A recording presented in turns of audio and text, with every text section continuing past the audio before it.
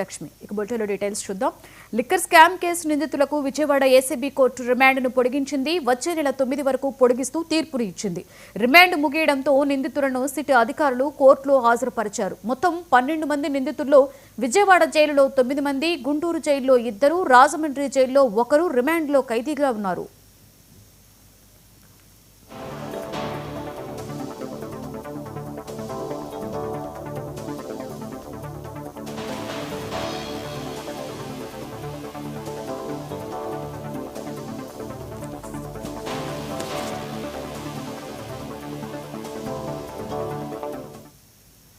Liquor scam case నిందితులకు Vijayawada ACB court రిమాండ్ను పొడిగించింది. వచ్చే నెల 9 వరకు పొడిగిస్తూ తీర్పును ఇచ్చింది.